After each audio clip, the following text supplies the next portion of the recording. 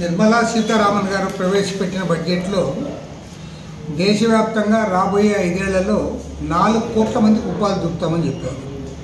కానీ గత 10 ఏళ్ల కాలంలో జరిగింది ఏమంటే వారి సంవత్సరానికి 2 కోట్ల మందికి ఉద్యోగాలు ఇస్తామని ఎక్కడా ఉద్యోగాలు ఇవ్వనందువల్ల ఇవాళ భారతదేశంలో రికార్డు స్థాయిలో అన్ఎంప్లాయ్మెంట్ ఉంది. దీనికి తోడు ఇప్పుడు మళ్ళీ 4 కోట్ల మందికి 5 ఏళ్లలో ఇస్తామంటే సంవత్సరానికి 80 లక్షల మందికి ఇస్తామని దాని అర్థం. కాబట్టి ఏమంటే ఇవాళ దానికి ప్రాధాన్యత ఇవ్వాలి, అధిక ధరల సమస్యకు ప్రాధాన్యత ఇవ్వాలి, ధరలు తగ్గించడానికి కూడా చర్యలు చేపట్టాలని చెప్పి కోరుతా ఉన్నాం.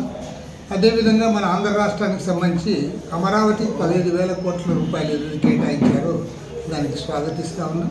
ఎందుకంటే గతంలో 3 రాజధానుల పేరుతో ఏ రాజధాని అభివృద్ధి కాకుండా అయిపోయింది.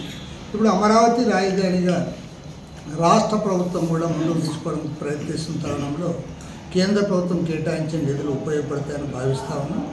పోలవరం నిర్మాణం విషయంలో కూడా ఇవి నిర్వాసితుల సమస్యల గురించి పట్టించుకోకుండా వారికి ఇవ్వాల్సిన కాంపెన్సేషన్ ఇవ్వకుండా మేము ప్రాజెక్టు పూర్తి చేస్తామంటే దానివల్ల ఎలాంటి ఉపయోగం లేదు. ఎందుకంటే నిర్వాసితులకు ఇవ్వాల్సిన కాంపోనెంట్ దాదాపు 30,000 కోట్ల రూపాయలు ఉన్న తరుణంలో దానికి ప్రాధాన్యత ఇవ్వాలని మేము కోరుతాం. అదేవిధంగా వెనుకబడిన ఉత్తరాంధ్ర, రాయలసీమ, ప్రకాశం జిల్లాలకు ప్యాకేజ్ పేరుతో గతంలో జిల్లాకు 50 కోట్ల రూపాయలు ఇచ్చారు. అది ఏ మూలకు సరిపడదు.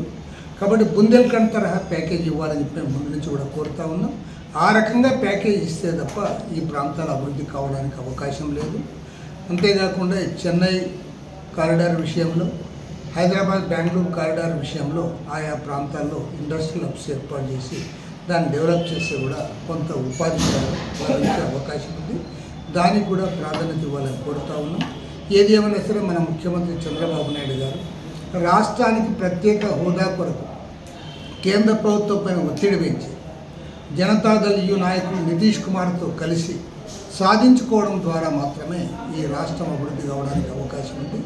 ఆ రకంగా చర్యలు చేపట్టాలని చెప్పి ముఖ్యమంత్రి గారిని కోరుతాం.